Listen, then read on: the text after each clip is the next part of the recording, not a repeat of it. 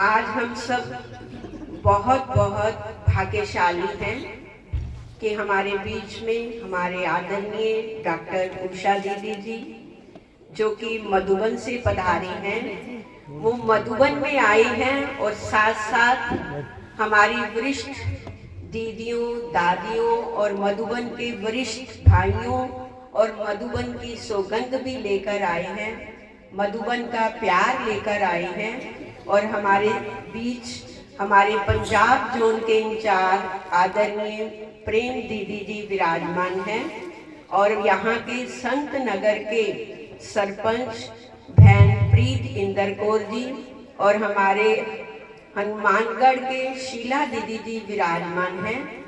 और आप सब जो सभा में उपस्थित हैं, आप सबका शब्दों से स्वागत करने के लिए मैं यहाँ की क्षमा बहन को निमंत्रण देती हूँ कि आए और शब्दों से स्वागत करें।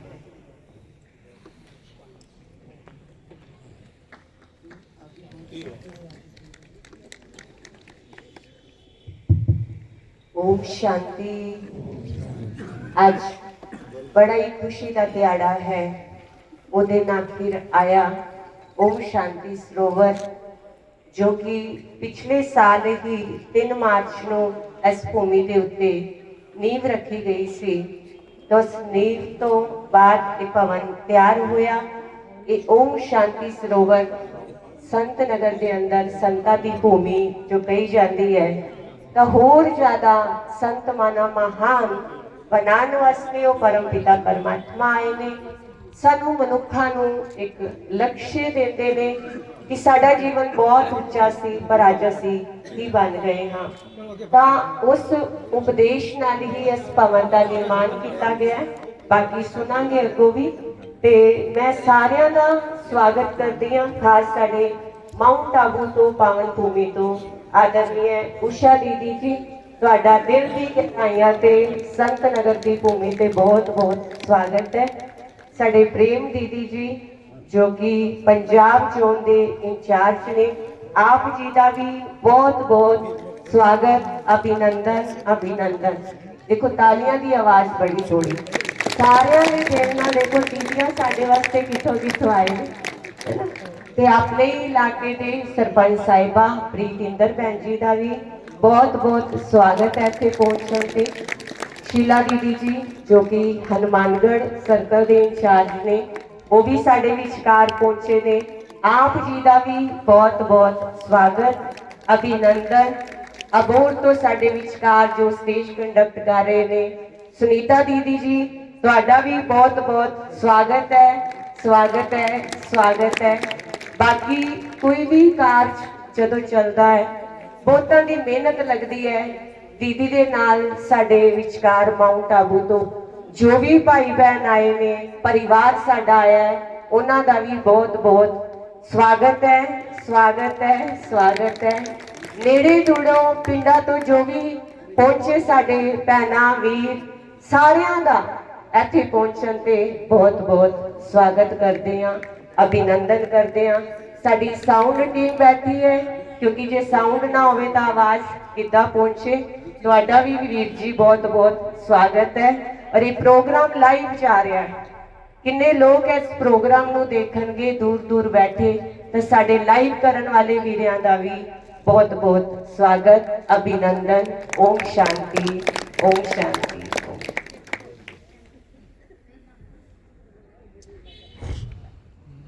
ओम शांति। क्षमा बहन जी का भी बहुत बहुत थैंक्स, आभार, धन्यवाद। मेरा नम्र निवेदन है, एक बार फिर से जो भाई बहन नीचे बैठ सकती हैं कृपा नीचे बैठें, क्योंकि हमारे दादी जी कहा करते थे जो पट पे बैठता है वो पटरानी बनता है। तो इसलिए जो पटरानी बनना चाहते हैं नीचे आके बैठ सकते हैं। इस स्वागत की कड़ी को आगे बढ़ा रहे इस ओम शांति सरोवर की शोभा हमारी आदरणीय दीदियां जो पधारी हैं इनके आने से है। सुंदर बहुत कार्यक्रम बना है बड़ी धूमधाम से। आज भगवान भी देख रहा है परम धाम से। आप सभी का स्वागत है दिलवा जान सिकवा प्रेम से। अभी मैं ब्रह्मा कुमारी बहनों से निवेदन करती हूँ कि हमारे मंच असीम दीदियों का पुष्प गुच्छों से, बैनर से, तिलक से उनका स्वागत करेंगे और आप सब अपनी तालियों का साथ देंगे। क्या कहते हैं कि अगर आपकी बाहों में है दम तो तालियां नहीं होनी चाहिए बंद, इसलिए आप तालियों से साथ देंगे। जब दीदियों का स्वागत होगा तो आप भी दिल से उनका स्वागत करेंगे अपनी तालियों के साथ। कहते हैं कि अंबर उठाकर बाहें आंचल धरा पसारे हैं, अंबर उठाकर बाहें आंचल धरा पसारे हैं। कहते एक ही स्वर में सभी स्वागत है आपका, प्रभु के आंगन में आप पधारे हैं, प्रभु के आंगन में आप पधारे हैं। हमारे प्रेम की दीदी का स्वागत हो रहा है, आप जोरदार तालियां लगाएंगे। हम अपनी खुशी का इजहार तालियों से कर सकते हैं, इसलिए आपको अगर बहुत खुशी है तो जोरदार तालियों से हमारे उषा दीदी जी जो मधुबन से आए हैं, पावन भूमि से आए हैं, आबू अब्बा के घर से आए हैं, उनका स्वागत हो रहा है। और उनके साथ साथ हमारे यहाँ के जो सरपंच हैं बहन प्रीत इंदर कौर जी का भी बहुत बहुत स्वागत है, स्वागत है, स्वागत है। और उनके साथ साथ हमारे हनुमानगढ़ सर्कल के शीला दीदी जी का भी बहुत बहुत स्वागत है, स्वागत है, स्वागत है। कहते हैं कि वाद्य बजता नहीं जब तक बजाया ना जाए, जब तक सभा में गीत गाया ना जाए वो आता नहीं, और जब तक तालियां ना बनाई जाएं तब तक सभा में आनंद आता नहीं, सभा में आनंद आता नहीं। इसलिए आप सबका भी बहुत बहुत बहुत जो सभा में बैठे हैं सबका बहुत बहुत स्वागत है, अभिनंदन है, अभिवादन है। अभी दीदियों का पुष्प गुच्छों से स्वागत हो रहा है, तो आप सबकी तालियां बंद नहीं होनी चाहिए। आप सबका इतना सहयोग हमें चाहिए कि आपकी तालियां बजती रहें।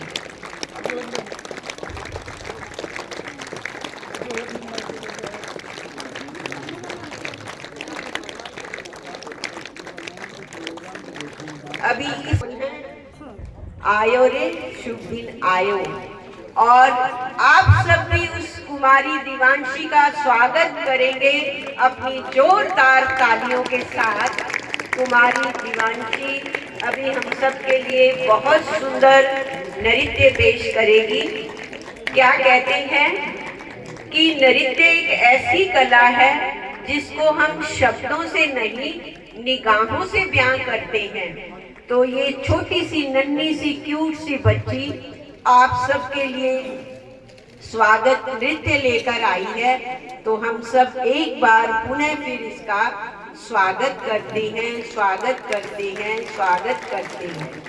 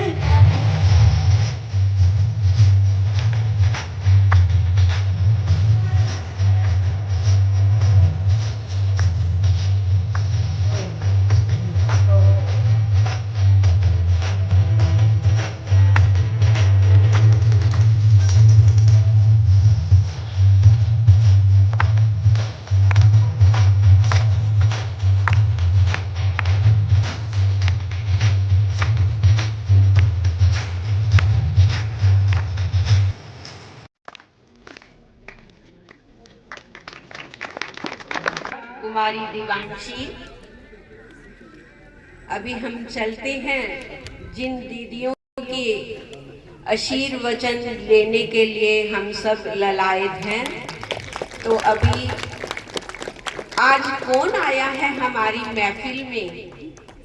आज हमारी महफिल में बहुत बहुत महान हस्तियां जो परमात्मा पिता के अलौकिक रतन हैं, जो परमात्मा पिता के फरिश्ते हैं, आज हमारी सभा में वो आए हैं। तो उनमें से एक हैं हमारे डॉक्टर उषा दीदी जी, जो कि मधुबन अब्बा के घर से, परमात्मा शिव की भूमि से हम सब के बीच आए हैं। दीदी जी किसी भी परिचय के मोहताज नहीं। कोई भी YouTube चैनल खोल लो, कोई भी टीवी चैनल खोल लो, आपको दीदी जी का अमृत वर्षा सुनने को मिलेगी।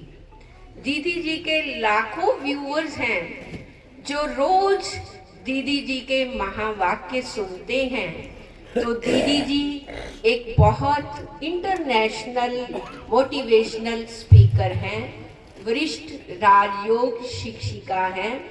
वैसे तो इनका परिचय बहुत लंबा है, लेकिन समय को देखते हुए मैं शॉर्ट में इनका परिचय देना चाहूँगी कि आप स्नेहमयी, शक्तिमयी हमारी माँ सरस्वती हैं। आपका जन्म अफ्रीका में हुआ। मात्र 12 वर्ष की आयु में आपने परमात्मा पिता को पहचान लिया। लोग भारत से विदेश में जाते हैं, लेकिन आप विदेश से भारत में आए, अफ्रीका से भारत में आए, क्योंकि आपको भारत भूमि, यहाँ की स्पिरिचुअलिटी, आध्यात्मिकता बहुत पसंद आई। तो यहाँ आकर अपने ज्ञान योग की शिक्षा को प्राप्त किया। आपने बहुत सुंदर किताबें भी लिखी हैं, तो अध्यात्म की और self management leadership course Thailand की तरफ से आपको पीस मेडल से नवाजा गया और आपको भागलपुर में डॉक्टरेट की उपाधि से नवाजा गया। आप बहुत एक मोटिवेशनल स्पीकर हैं। दीदी जी के लिए 2 लाइन कहना चाहूँगी। कहते हैं कि हजारों मन के चाहिए एक माला बनाने के लिए, हजारों मन के चाहिए एक माला बनाने के लिए, हजारों बूंदे चाहिए एक समुद्र बनाने के लिए। हमारे उषा दीदी जी अकेले ही काफ़ी है इस संसार को जन्नत बनाने के लिए, इस संसार को जन्नत बनाने के लिए। अभी मैं निवेदन करती हूँ उषा दीदी जी को, अपने आशीर्वचन देंगे, अपनी दुआएं देंगे। ओम शांति।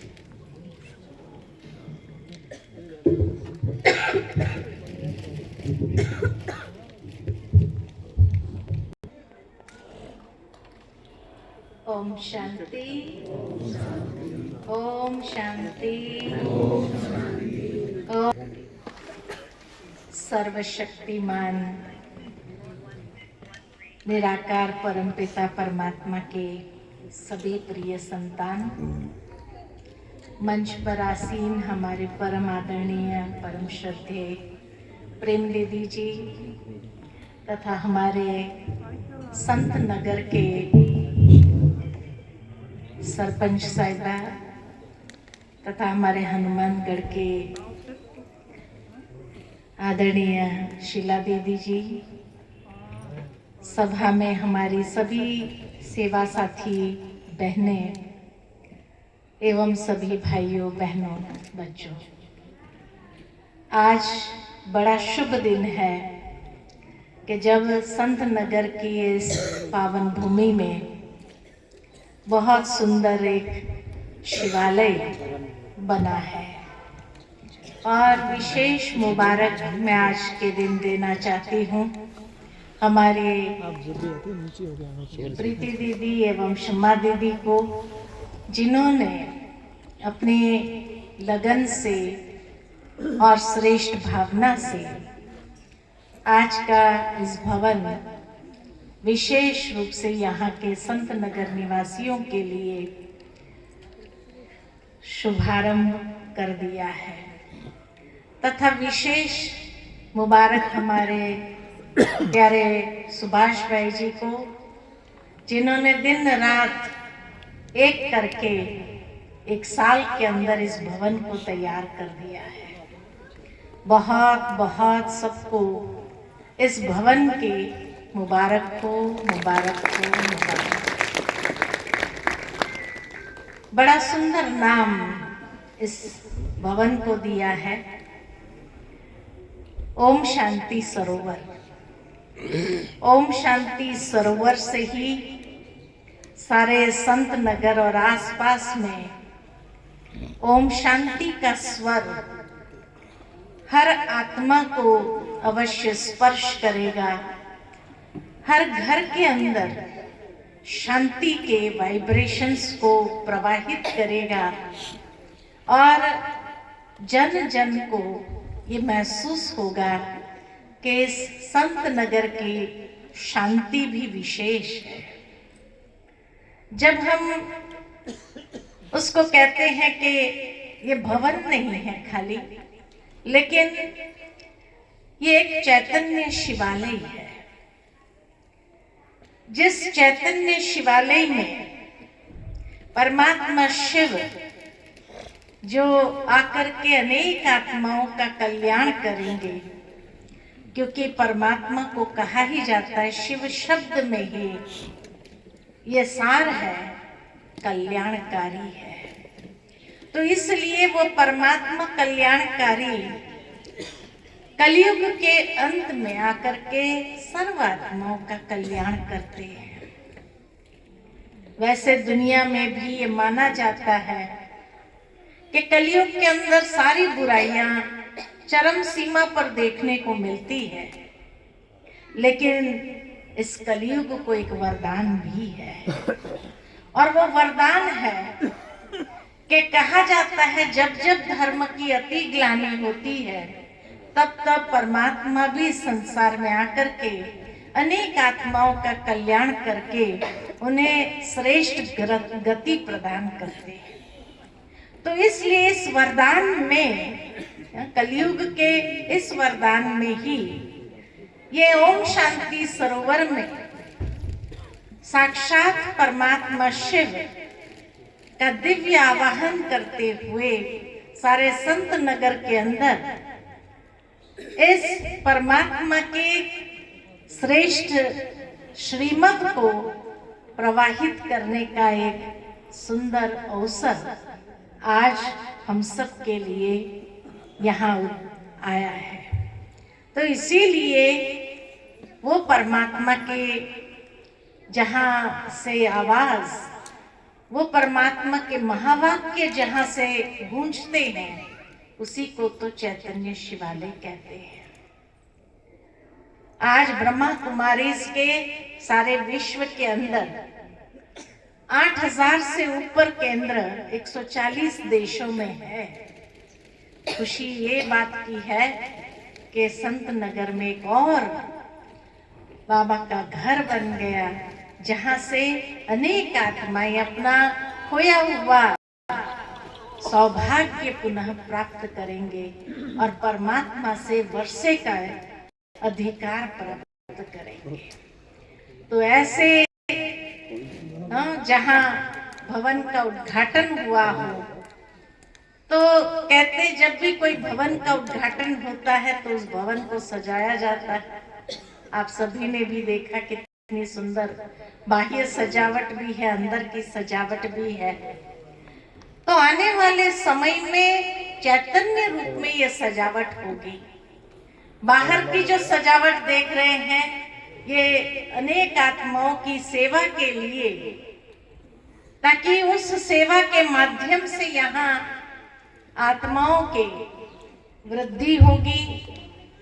इस परिवार के अंदर हर एक का बहुत स्नेह से वेलकम है। तो उस स्वागत से आप प्रैक्टिकली भी ये महसूस करेंगे कि हाँ, हम सभी को ये बहुत सुंदर भावना बहुत सुंदर अवसर प्राप्त हुआ है जहां से हम अपने जीवन के लिए एक श्रेष्ठ दिशा, एक बहुत सुंदर ज्ञान का प्रवाह सुनेंगे। परमात्मा को कहा जाता है कि वो ज्ञान का सागर है और इसीलिए सभी महान संतों ने, महान दिव्य आत्माओं ने भी उस परमात्मा वाणी को, उस सत्संग को विशेष महत्व दिया है और यही उसको नाम दिया सत्संग। सत्संग माना जहां जो परमात्मा को कहा जाता है कि वो सत्य है, तभी तो उसकी महिमा हम गाते हैं, सत्यम शिवम सुंदरम, कि वो सत्य परमात्मा इस संसार में जब आते हैं तो उसका प्रत्यक्ष प्रमाण वो आया है, प्रत्यक्ष प्रमाण है उसका ज्ञान। ज्ञान के द्वारा ही वो प्रख्यात होते हैं। जो ज्ञान कोई मनुष्य आत्मा नहीं दे सकता है, किसी इंसान की कैपेसिटी नहीं है, लेकिन जो ज्ञान सारे विश्व की आत्माएं उसको स्वीकार करे कि हाँ ये ज्ञान तो मेरी उन्नति के लिए, वही तो प्रत्यक्ष प्रमाण है। तो इसलिए आज अगर विश्व के 140 देशों में ब्रह्मा कुमारी के द्वारा ये ज्ञान की गंगा प्रवाहित हो रही है, तो यही तो प्रत्यक्ष प्रमाण है कि जहां हर धर्म के लोग, हर एक इंसान ये महसूस करता है कि ये ज्ञान तो मेरी उन्नति करेगा, मुझे एक श्रेष्ठ दिशा देता है। आज तक हमने शास्त्रों के माध्यम से अनेक कथाएं सुनी, अनेक ऐसे दिव्य आत्माओं की कहानियां सुनी कि उन्होंने अपने जीवन के अंदर क्या किया था, क्या बलिदान किया, क्या त्याग किया, क्या समाज को दिया। तो उनकी कहानियां हम सुनते हैं, लेकिन क्या हम ये भी अपने जीवन में प्रेरणा लें कि हम भी कुछ करें इस समाज के लिए, हम भी कुछ ऐसा कर्म करें जो यादगार बन जाए, हम भी कुछ ऐसा करें जो अनेक आत्माओं को प्रेरणा दे उनके जीवन बनाने के लिए। ऐसी कहां से हमें संजीवनी बुट्टी प्राप्त हो जाए जो आत्म जागृति के साथ साथ हमारी अपनी उन्नति तो करे, लेकिन उसके साथ साथ हमारे परिवार वालों की भी उन्नति हो, हमारे समाज वालों की भी उन्नति हो। ऐसा श्रेष्ठ दिव्य ज्ञान की आवश्यकता आज के संसार में है। कथा कहानियां हमने बहुत सुनी, हर गांव में हर रोज कहीं न कहीं कथा चल रही होती है, लेकिन वो दूसरे की कथा हम सुनते रहे। क्यों नहीं हम ऐसा श्रेष्ठ कर्म सीखे जो हम अपनी कथा निर्माण कर दे और आने वाली पीढ़ियां उसको सुनते हुए उनके जीवन को धन्य कर दे। तो ये ओम शांति सरोवर के अंदर वो दिव्य ज्ञान की प्राप्ति हमें होगी जिससे हमारी अपनी उन्नति हो, हम अपने जीवन को ऐसा श्रेष्ठ बनाएं, पूजनीय बनाएं। कैसे करेंगे?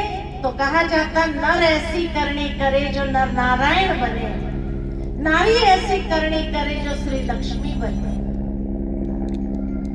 तो इसका मतलब ये हुआ श्री लक्ष्मी और श्री नारायण भी अपने पूर्व जन्म में तो नर और नारी ही होंगे, लेकिन उन्होंने ऐसी श्रेष्ठ करनी तब किया जब ऐसी समझ प्राप्त की होगी, ऐसा ज्ञान प्राप्त किया होगा, तब अपने जीवन को साधारणता से इतना ऊंच उठाया जो आज मंदिरों में पूजनीय बन करके जिसकी हम पूजा करते हैं।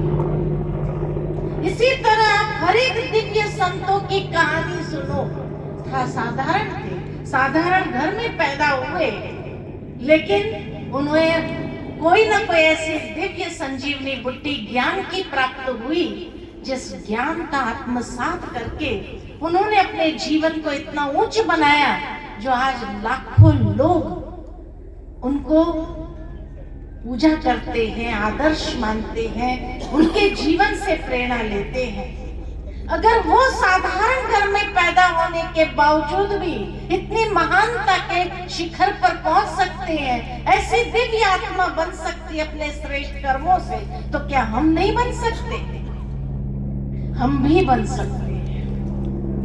और ये ज्ञान की संजीवनी बूटी हमें ये इस ओम शांति सरोवर से प्राप्त होगी।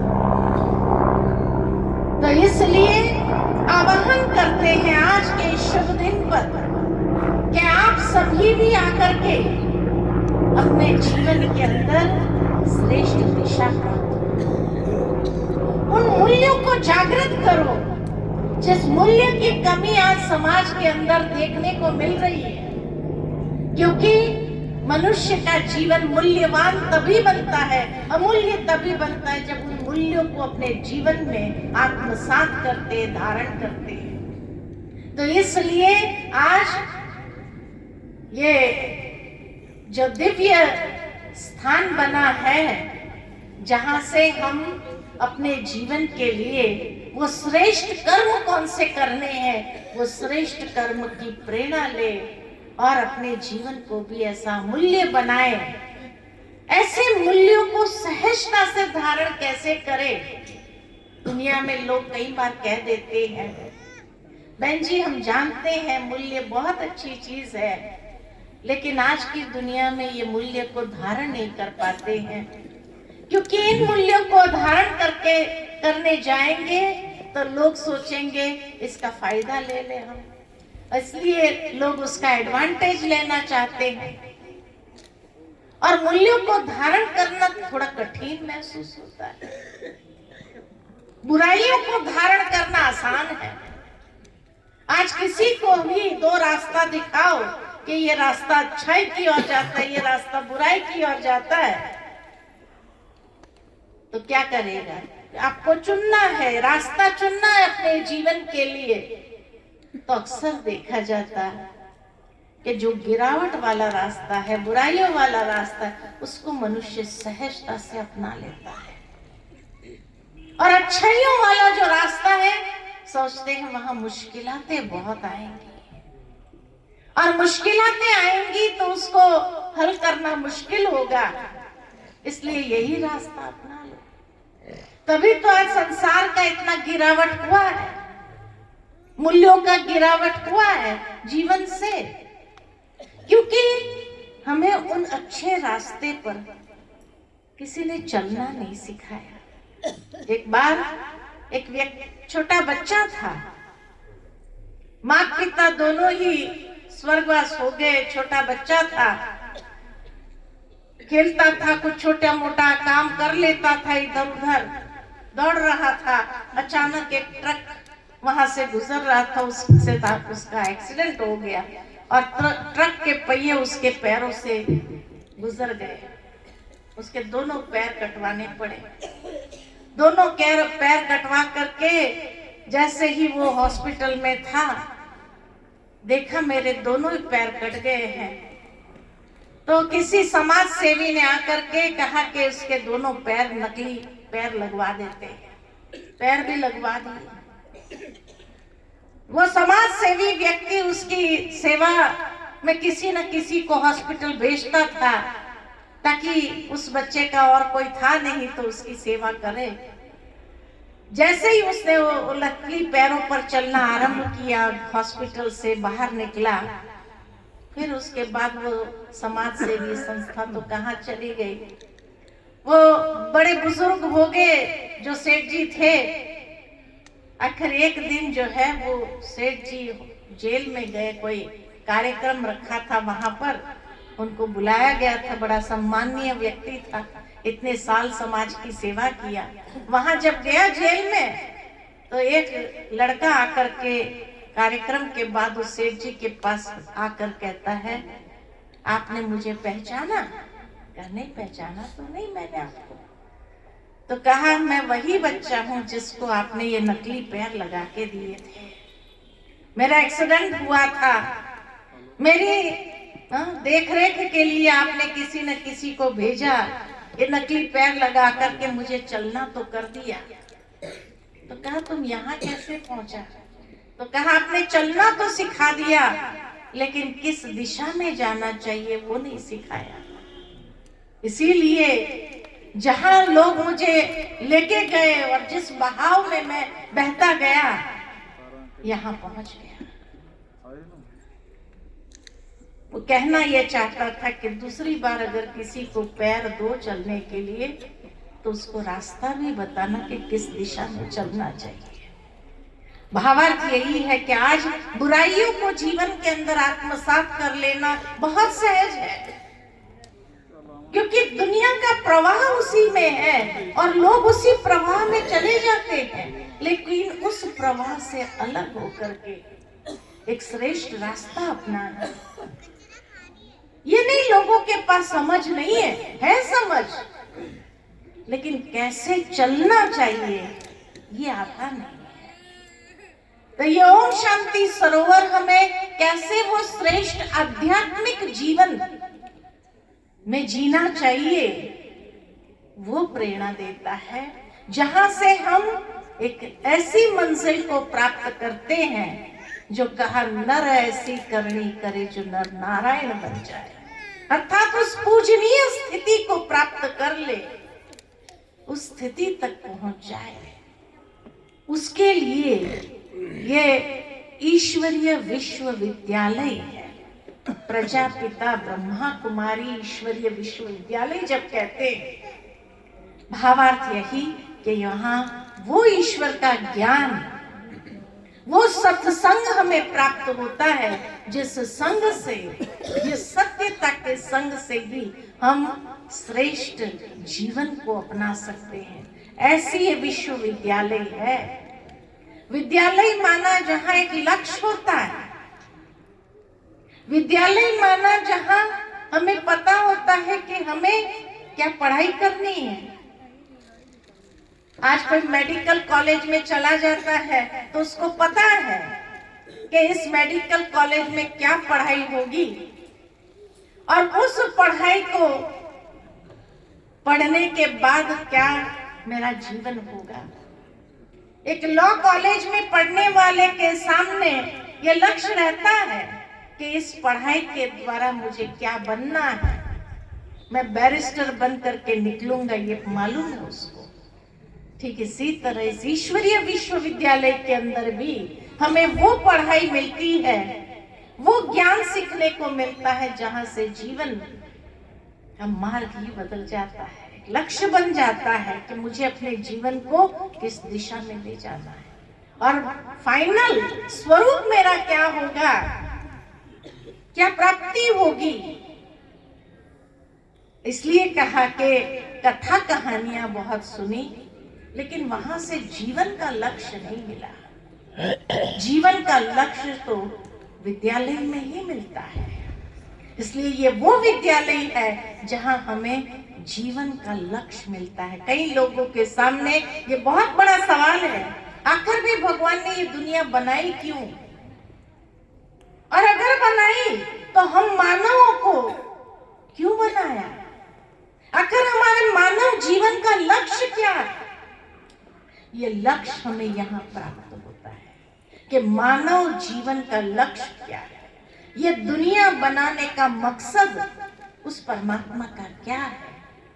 आज मकसद ना होने के कारण चारों ओर देखो लड़ाई झगड़ा, खून खराबा, मार पीट, आतंकवाद ये बढ़ता जा रहा।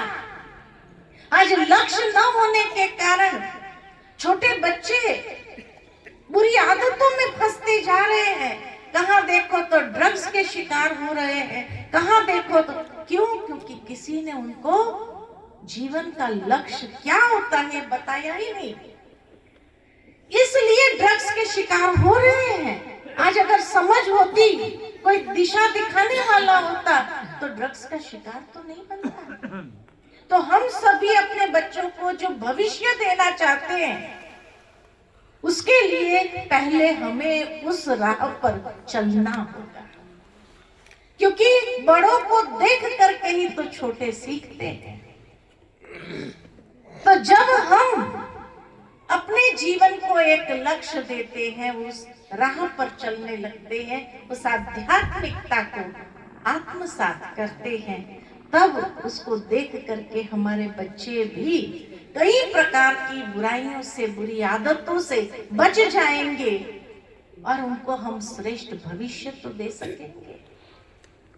आज देखो चारों ओर यही एक है कि भाई बच्चे बिगड़ रहे हैं, बच्चे बिगड़ रहे हैं। क्यों? क्योंकि उसके हाथ में एक छोटा सा खिलौना क्या आ गया और उस खिलौने का सदुपयोग करना नहीं आया, किसी ने सिखाया नहीं, और उस खिलौने के माध्यम से वो क्या देखता है, क्योंकि जैसा चित्र देखेगा वैसा तो चरित्र बनेगा, जैसा लक्ष्य होगा जीवन का वैसे लक्षण तो आएंगे।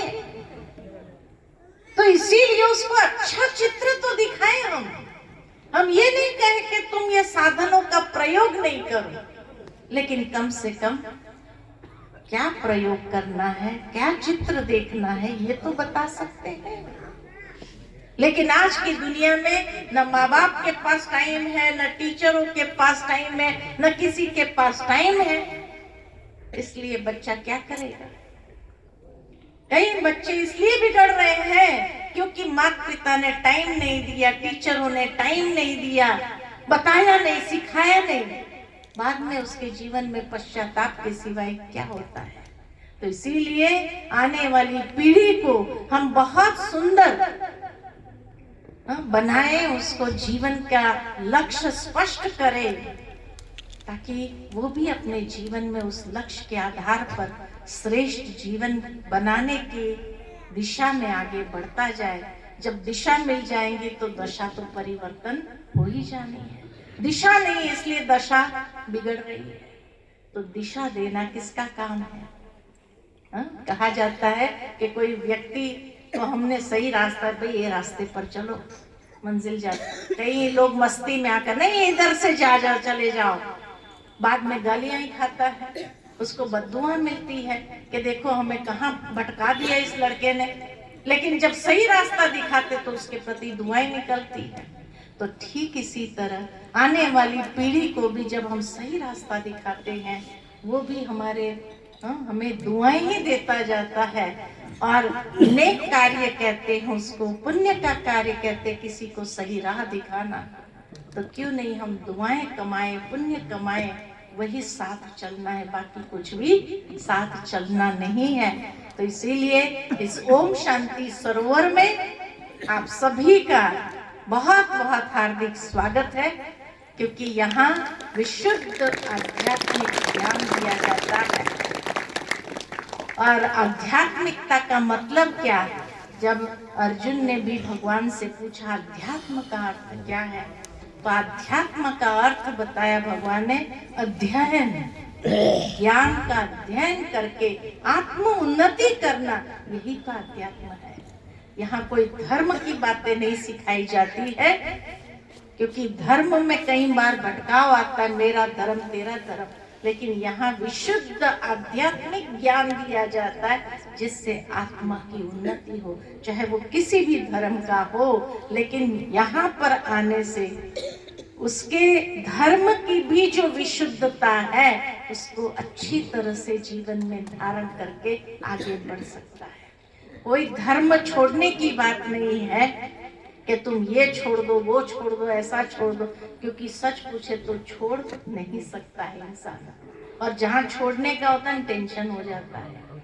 इसलिए हम कहते हैं छोड़ना कुछ भी नहीं है, खाली लेना है। लेना तो आ सकता है कि नहीं? ले सकते हैं, नहीं ले सकते हैं, है ना। जैसे मान लो कि ये कमरे में अंधेरा हो और किसी को आकर कहे कि भाई अंधेरा निकालो, अंधेरे को निकाला नहीं जाता, लेकिन प्रकाश को जलाओ तो प्रकाश जला तो सकते हैं, नहीं जला सकते। लाइट जलाओ तो जो चीज जैसी है वैसी दिखाई पड़ती है, ठोकर तो नहीं लगती। ठीक इसी तरह मनुष्य जीवन में भी जो अंधेरा है, बुराइयों के रूप में, विकृतियों के रूप में, उसको छोड़ना नहीं है, क्योंकि उसको छोड़ा नहीं जाता है। शक्ति का अभाव, प्रकाश का अभाव, यही तो अंधेरा है। तो अपने जीवन में भी ज्ञान का प्रकाश जलाओ तो क्या होगा? अंधेरा अपने आप दूर हो जाएगा। अंधेरे को निकाला नहीं जा सकता है। प्रकाश को जलाया जा सकता है, तो प्रकाश जलाओ और देखो अंधेरा कैसे मिट जाएगा। एक अंत में एक कहानी सुनाना चाहती हूँ कि एक बार एक गांव था जहाँ एक महात्मा जी सत्संग के लिए आए थे। सत्संग चला 3-4 दिन, और सत्संग जब अंतिम दिन पूरा होने को आ रहा था तो अंतिम दिन जो है महात्मा जी ने सबको कहा कोई ना कोई अपने जीवन परिवर्तन के लिए या जीवन को उन्नति की ओर ले जाने के लिए अच्छा संकल्प करो। बस 1 साल के लिए अच्छा संकल्प करो। सबने कोई ना कोई संकल्प लिया। महात्मा जी ने भी कहा छोड़ना कुछ नहीं है, करने के लिए कुछ संकल्प लो। आज से हम ये करेंगे, आज से हम ये करेंगे। लास्ट में एक व्यक्ति आया है, उसने कहा महात्मा जी मेरे जीवन में कोई बुराई नहीं है, मेरे जीवन में कोई ऐसी बुरी आदत भी नहीं है, मैं क्या संकल्प करूं, मैं तो सब कुछ अच्छा करता ही हूँ। क्या नहीं, सबने संकल्प लिया, तुमको भी लेना तो पड़ेगा। कहा ठीक है, तो क्या संकल्प लो? कहा कोई भी संकल्प। बोले कोई भी संकल्प ले लो। उसको थोड़ा मस्ती सूझा, कहा ले लो। कहा मैं रोज पड़ोसी का मुंह देख के खाना खाऊंगा, चलेगा? संकल्प ही लेना है ना, करना है कुछ, तो मैं रोज पड़ोसी का मुंह देखकर खाना खाऊंगा, क्योंकि उसको मालूम था पड़ोसी तो कहीं जाता नहीं है। तो कहा ठीक है ले लो, यही ले लो। अब रोज पड़ोसी का मुंह देख लेता था, आकर खाना खा लेता था, है ना, सहज था। लेकिन एक दिन देखा सुबह से पड़ोसी दिखाई नहीं दे। कहाँ चला गया पड़ोसी?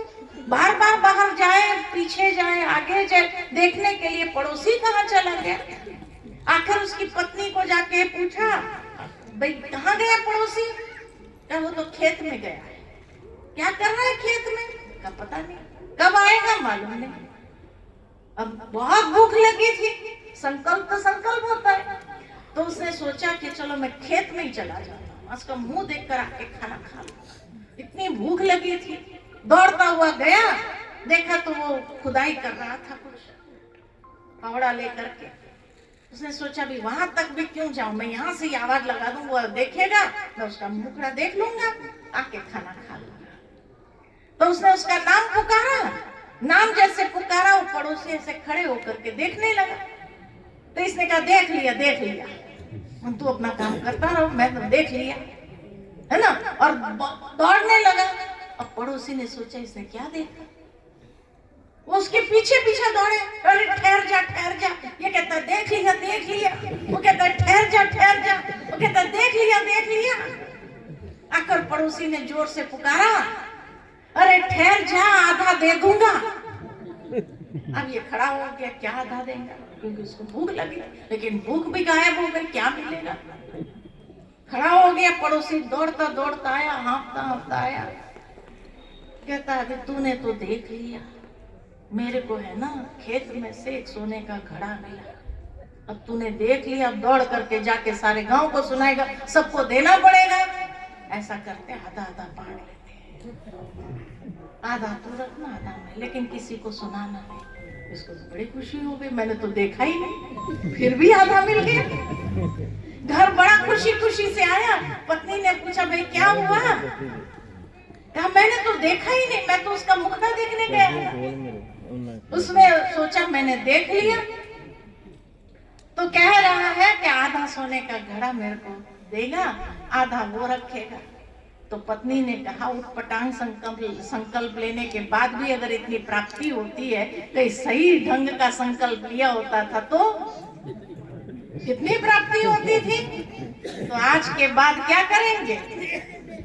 कोई सही संकल्प तो लेंगे कि नहीं? जीवन को एक श्रेष्ठ दिशा देने के लिए, आत्म उन्नति के लिए कोई अच्छा संकल्प करके जाना कि आज से हम क्या करेंगे। हा? और कुछ नहीं आता है, परमात्मा का फोटो देख करके खाना खाएंगे, ये तो संकल्प कर सकते नहीं। पड़ोसी का नहीं देखना, इसका उसका नहीं देखना, लेकिन भगवान का मुखड़ा देख करके खाना खाएंगे, ये तो कर सकते हैं कि नहीं कर सकते। तो ये अच्छा संकल्प लेना यहाँ से, और अच्छा संकल्प करके जाना, अपनी आत्म उन्नति जिससे हो, मैं यहाँ से जो ज्ञान का प्रवाह निकलेगा, उस ज्ञान के प्रवाह में आकर के रोज अपने जीवन के लिए कोई ना कोई अच्छी प्रेरणा लेकर के जाऊंगा। ये तो संकल्प ले सकते हैं कि नहीं ले सकते हैं? ऐसा अच्छा संकल्प लेकर के जाना, अपने जीवन को अच्छी दिशा मिल जाए, ऐसा संकल्प लेकर के जाना। इन्हीं शब्दों के साथ वाणी को विराम देती हूँ। बहुत बहुत धन्यवाद दीदी जी आपका। आपने बहुत सुंदर दुआएं दी, मार्गदर्शन दिया और सबको भरपूर कर दिया। इसलिए एक बार जोरदार तालियों से दीदी जी का धन्यवाद, आभार। अभी हमारे बीच हमारे पंजाब जोन के इंचार्ज प्रेम दीदी जी, परम आदरणीय, परम श्रद्धेय हमारे दीदी जी बीच में विराजमान हैं। जैसा उनका नाम है वैसी वो प्रेम की गंगा बहाते हैं। और दीदी जी बहुत छोटी उम्र में उन्होंने परमात्मा पिता को पहचाना, जो हमारे इस प्रजापिता ब्रह्मा कुमारी ईश्वरीय विश्वविद्यालय के संस्थापक पिता श्री ब्रह्मा हैं। आपने उनकी भी पालना ली। अमृतसर में आपने ज्ञान प्राप्त किया और अमृतसर में ही आपने अपने जीवन को समर्पण किया। इस एज में भी आप देख रहे हो दीदी जी हर प्रोग्राम, हर जगह जहाँ भी उनको निमंत्रण मिलता है, हर जगह जाते हैं, बहुत एक्टिव रहते हैं और हर कार्य में अपनी पार्टिसिपेशन देते हैं।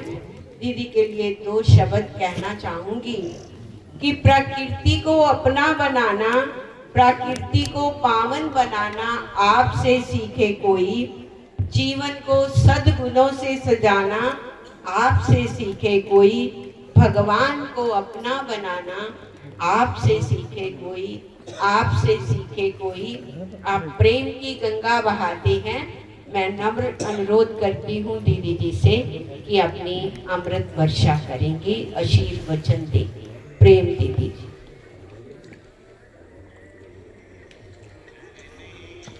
ओम शांति। 2 बार और बोलेंगे खुशी से, मुस्कुरा करके। ओम शांति। एक बार और, ताकि सारे संत नगर में ओम शांति मंत्र का आवाज गूंजे। ओम शांति। ओम शांति। ज्ञान के सागर, सुख के सागर,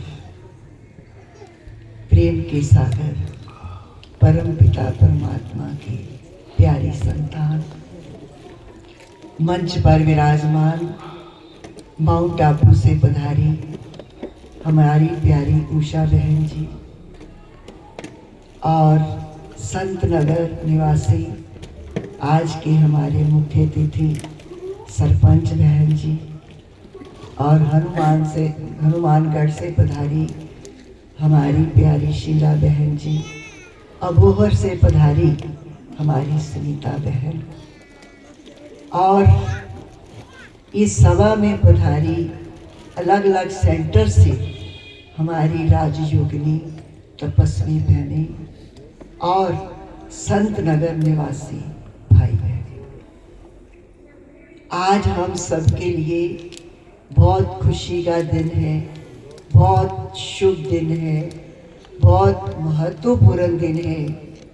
विशेष संत नगर निवासी भाई बहनों के लिए बहुत ही खुशी का दिन है कि यहाँ पर ओम शांति सरोवर के भवन की स्थापना हुई है। और जैसे हमारी उषा बहन जी ने बताया कि इस भवन में चैतन्य शिवालय की स्थापना हुई है।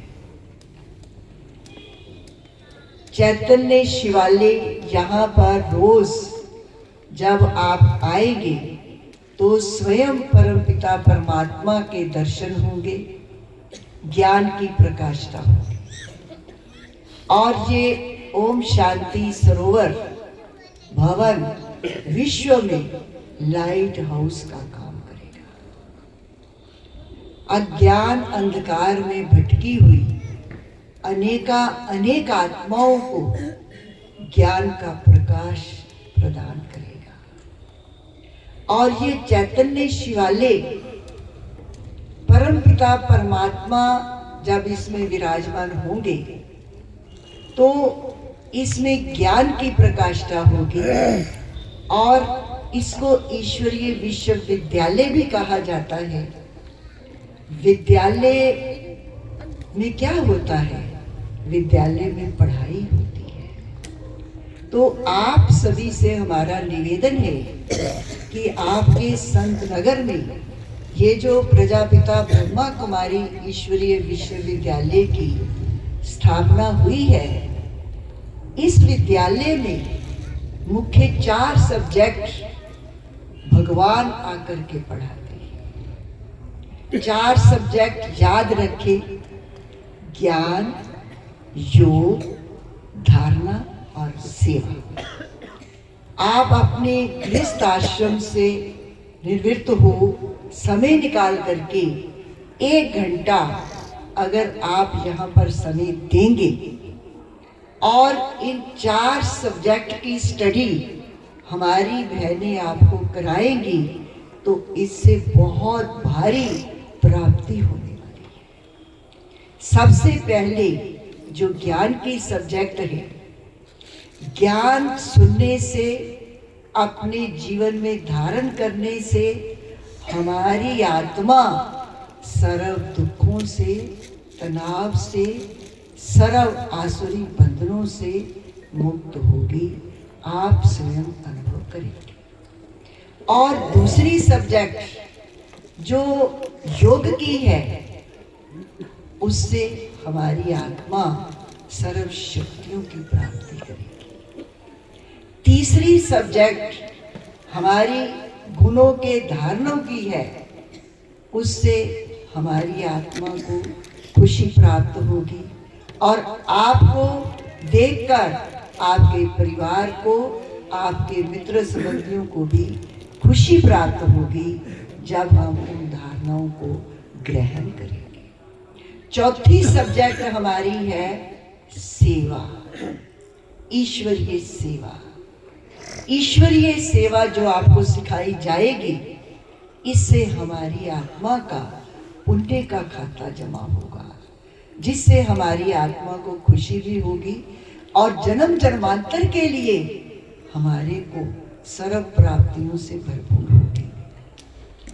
कहते हैं शिव के भंडारे भरपूर, काल कंटक दूर। भोलानाथ के भंडारे में जो हम सेवा करते हैं, उससे हमारी आत्मा सुख, शांति, आनंद की प्राप्ति करती है। और विद्यालय के साथ इसको धर्मशाला का भी नाम दे सकते हैं। जो जन्म जन्मांतर की थकी हुई आत्माएं हैं, आप अपने दिल पर हाथ रखकर देखिए कि भगवान को प्राप्त करने के लिए हमने कितने दान पुण्य किए, कितने जप तप किए, कितनी तीर्थ यात्राएं की। और ये धर्मशाला ये हमें एक आराम का, आत्मिक शांति का, आत्म सुकून देगी, जिससे कि हम आराम से बैठ करके उस भगवान को याद करेंगे। और फिर धर्मशाला के साथ ये अस्पताल भी है, जो हमारी आत्मा 5 विकारों के रोग से ग्रसित है। काम, क्रोध, लोभ, मोह, अहंकार, ईर्ष्या, द्वेष, हम चाहते हैं इनसे निकले, लेकिन ये हमारी आत्मा को ऐसा गहरा रोग लग चुका है कि इसकी आज तक कोई दवाई नहीं निकली है। स्वयं भगवान सर्जन ने आकर के ये ऐसा रूहानी हॉस्पिटल खोला है, जिससे हमारी आत्मा सदा के लिए रोगों से दूर हो जाएगी। तो और फिर ये बात बताऊं कि ये एक अविनाशी बैंक भी भगवान ने खोला है। इस बैंक की क्या विशेषता है, ये आप सभी भाई बहनों के लिए बहुत खुशखबरी है। उस बैंक में आप जब अपना धन जमा करने के लिए जाती हैं, तो उसकी जो प्राप्ति है वो इसी जन्म में होती है। आत्मा शरीर से निकली और वो खाता फिर आगे संबंधों में बढ़ जाता है। लेकिन ये अविनाशी बैंक है। इस बैंक में जब हम जमा करते हैं तो ये ऐसा बैंक है कि जमा इस जन्म में करो और प्राप्ति जन्म जन्मांतर के लिए होती है। तो आप सब पद्मा पदम भाग्यशाली हैं जब हम ईश्वरीय विश्वविद्यालय में अच्छी तरह से इसके रहस्य को समझेंगे आकर के, तो हमारे को जन्म जन्मांतर की प्राप्ति होगी। और मैं ये कहना चाहूंगी कि इस ओम शांति सरोवर भवन में जो आप सभी ने तन मन धन लगा करके इतना सुंदर अनेक आत्माओं की सेवा के लिए आपने अपना तन मन धन इसमें लगाया है, ये एक जन्म नहीं लेकिन इसके आप जन्म जन्मांतर के भागी हैं। इतनी भारी प्राप्ति है। मैं आपको इस पर एक छोटी सी कहानी सुनाना चाहूंगी। कहते हैं कि एक व्यक्ति बहुत गरीब था। रात को वो पेट भर भोजन नहीं खा सकता था, भूखे पेट सोता था। एक दिन वो रास्ते में जा रहा था तो उसको रास्ते में नारद जी मिले। वो नारद जी को कहता है कि ओ भोले नारद, आपकी तो भगवान जी से सीधी बात है, तो आप भगवान जी को मेरा एक संदेश तो दो। नारद जी ने कहा बोलो। कहता कि आप भगवान जी को बोलो कि अगर मुझे जीवन दिया है तो कम से कम मुझे पेट भर भोजन मुझे और मेरे परिवार को तो दे। तो नारद जी मान जाते हैं। नारद जी भगवान जी के पास जाते हैं और कहते हैं भगवान जी, ये जो व्यक्ति है इसने ये आप तक संदेश भेजा है कि अगर भगवान जी ने मेरे को जीवन दिया है तो कम से कम मुझे पेट भर भोजन तो दे। मैं भूखे पेट सोता हूँ, मेरा परिवार। तो भगवान जी मुस्कुराते हैं, कहते हैं ओ भोले नारद, तुम्हारी बात सत्य है, परंतु इस व्यक्ति की आयु बहुत लंबी है और इसके भाग्य में राशन कम है, इसलिए मैं इसे रोज थोड़ा थोड़ा देता हूं। तो नारद जी आकर उस व्यक्ति को ये बात बताते हैं कि भगवान जी ने कहा है कि तुम्हारी आयु लंबी है लेकिन तुम्हारे भाग्य में राशन बहुत कम है। तो वो व्यक्ति कहता है कि एक बार और मेरा संदेश भगवान जी तक पहुंचा दीजिए कि मुझे इतनी लंबी आयु नहीं चाहिए, मेरे भाग्य का जो राशन है वो भगवान जी को बोलो मुझे दे दे। तो नारद जी फिर भगवान जी के पास जाते हैं, भगवान जी को बोलते हैं कि ये व्यक्ति कहता है कि मुझे इतनी लंबी आयु नहीं चाहिए, मेरे भाग्य का जो राशन है वो मुझे दे दिया जाए। तो भगवान जी मान जाते हैं, कहते ठीक है। उस व्यक्ति के कोठी सारा भर जाती है राशन से। शाम को वो अच्छी तरह से भोजन पेट भर उसका भी परिवार भी और खुद भी खाता है। रात को अच्छी नींद आती है। सुबह जब उठता है तो उसके दिल में ये आता है कि नगर में मेरे जैसे और बहुत लोग भूखे पेट सोते होंगे, तो क्यों नहीं मैं भंडारा खोल दूं। तो उस व्यक्ति ने भंडारा लगा दिया। अब 1 दिन बीता, 2 दिन बीता, मास बीता, 2 मास बीते, 6 मास बीत गए। नारद जी उस रास्ते से गुजरते हैं और नारद जी को संशय आ जाता है कि भगवान जी ने तो इसको इसके जो भाग्य का राशन दिया था वो खत्म हो जाना चाहिए था।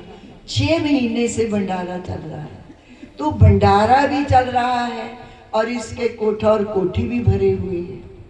तो नारद जी भागे भागे भगवान जी के पास जाते हैं, कहते हैं भगवान जी आपने तो कहा था कि इसके भाग्य का मैंने राशन दिया और वो तो अभी तक खत्म हो जाना चाहिए था, ये तो इसका राशन और ये भंडारा वैसे ही चल रहा है।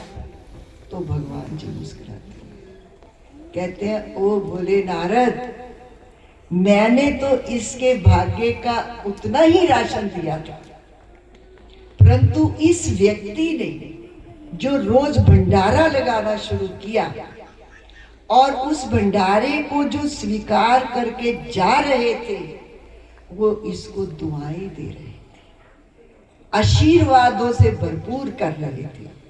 तो ओ भोले नारद, अब एक जन्म तो क्या, जन्म जन्मांतर के लिए इस व्यक्ति के भंडारे अब भरपूर रहेंगे।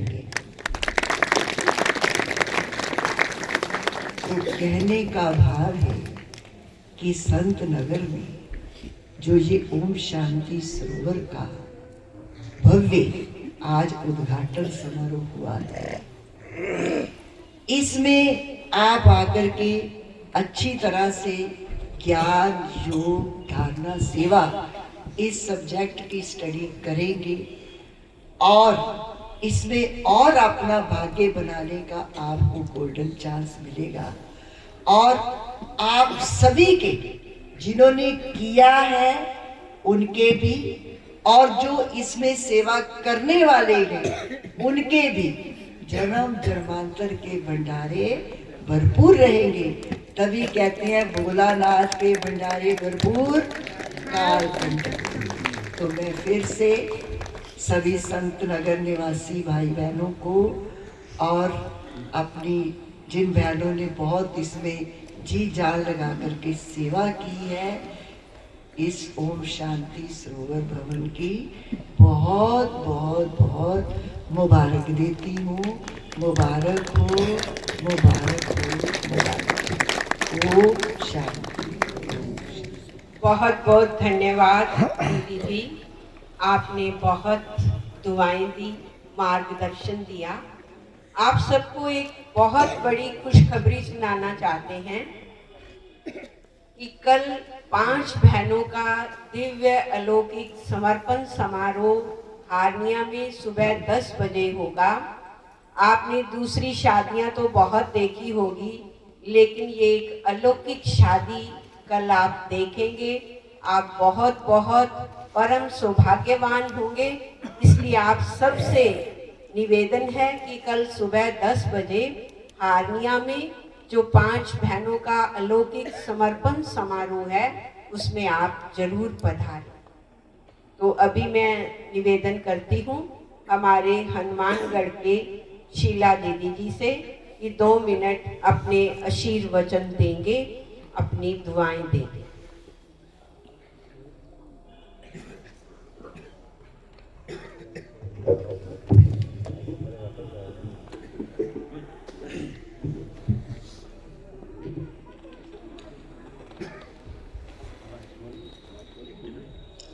ओम शांति। सभी ओम शांति का नारा बोल रहे हैं बार बार, क्योंकि यहाँ हम बैठे ही ओम शांति सरोवर में हैं। तो आज का दिन जो है बहुत ही सुंदर और बहुत ही सुहावना है और बहुत ही पुण्यों का फल हमें मिला है। जिस दिन को आज हम सभी देख रहे हैं, जैसे कि इतनी महान आत्माएं जो हमारे सामने विश्व के पूजनीय हैं, विश्व की माननीय हैं, विश्व की प्यारी हैं, दर्शनीय हैं, हम उनका आज दर्शन कर रहे हैं यहाँ बैठे।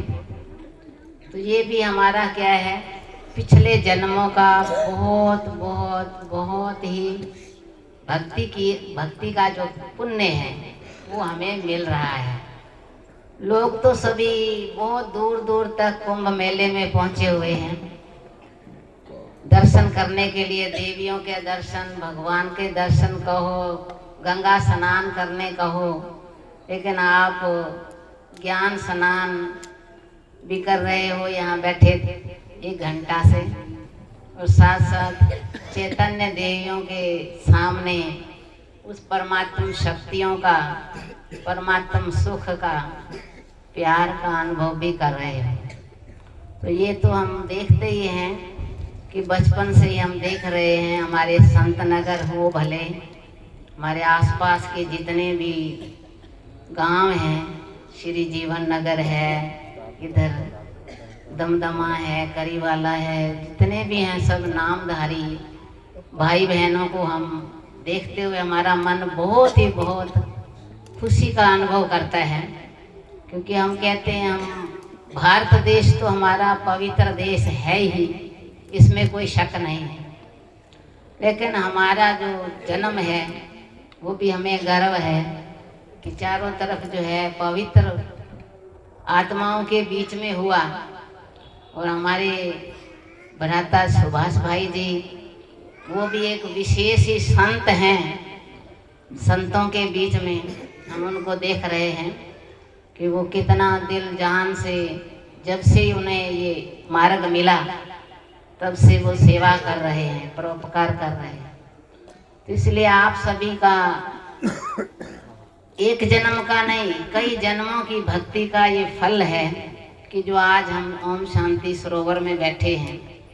कोई सोच भी नहीं सकता कि जहाँ कोई उस परमात्मा के ज्ञान को अगर पूरी तरह ना समझ पाए और फिर भी उस शहर में, उस गांव में ये परमात्मा का विद्यालय खुल गया।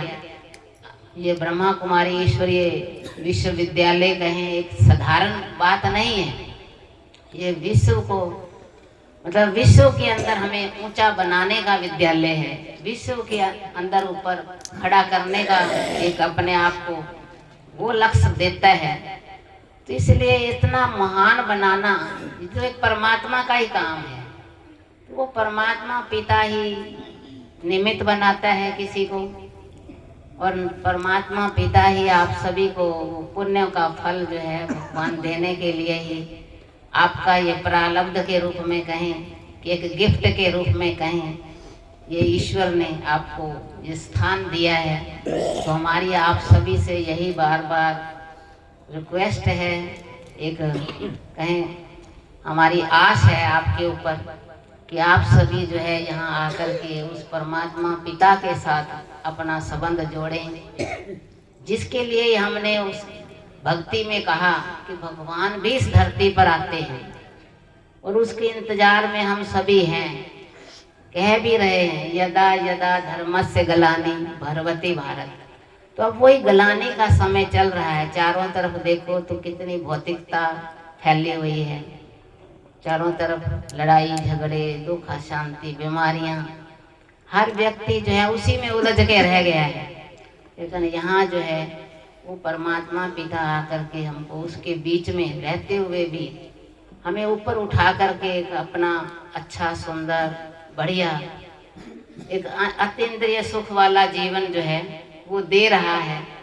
ये एक बहुत बड़ी गिफ्ट जो एक जन्म की नहीं, कई जन्मों की गिफ्ट हमारे को प्राप्त हो रही है। क्योंकि आत्म पूंजी तो ऐसी है चीज जो कई जन्मों तक चलती है, अविनाशी पूंजी है। तो वो एक परमात्मा पिता से ही हम ले सकते हैं।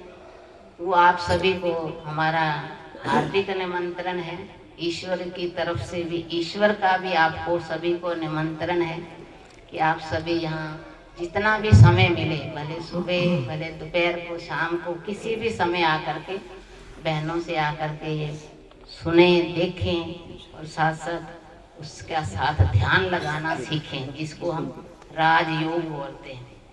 तो ये योग ऐसा है जो कि हमें राजाओं का भी राजा बनाता है।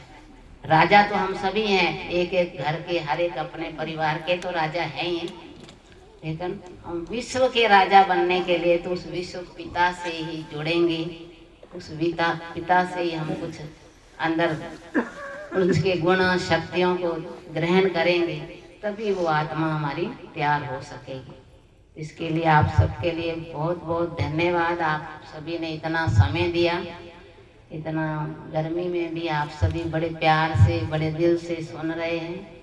यही हमारे को जो है महसूस हो रहा है कि आप आत्माएं सचमुच बहुत बहुत महान आत्माएं हैं, सच्चे सच्चे संत हो।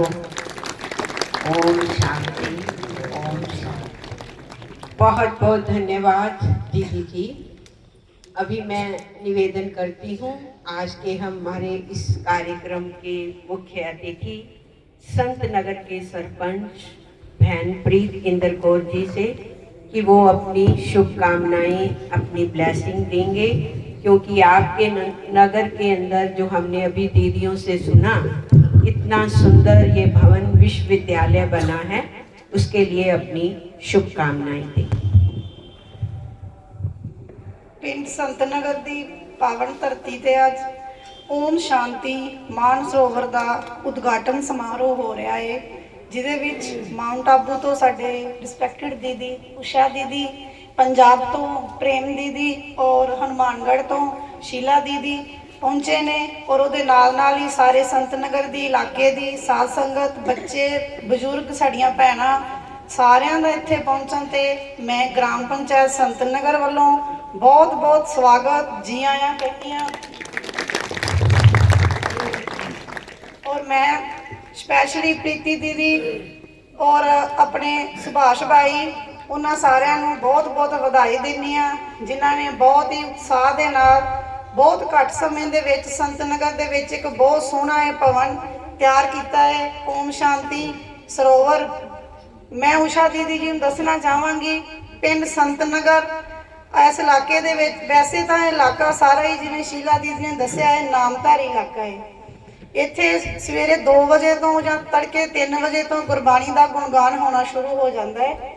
इस धार्मिक पिंड दे विच अज तुसी इस फुलवाड़ी दे विच एक ओम शांति सरोवर का फुल लाया है, सो असी उम्मीद करांगे कि ये जिहड़ी फुलवाड़ी है, ये नाम सिमरन की फुलवाड़ी, ये शांति की, ये सुकून की फुलवाड़ी इसे तरह ही वधे फुले और सारा पिंड, सारा इलाका खुशियां नाल भरिया रहे, इसका फायदा उठाए। सारियां दा इत्थे पहुंचण ते बहुत बहुत धन्नवाद, जी आया, स्वागत और बहुत बहुत बधाई, धन्नवाद। ओम शांति। बहुत बहुत धन्यवाद, आपने सबको बहुत शुभकामनाएं दी।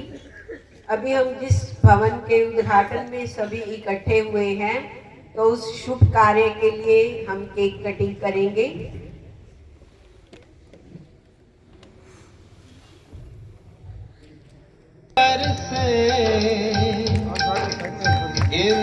इंद्रधनुष की किरणें हर से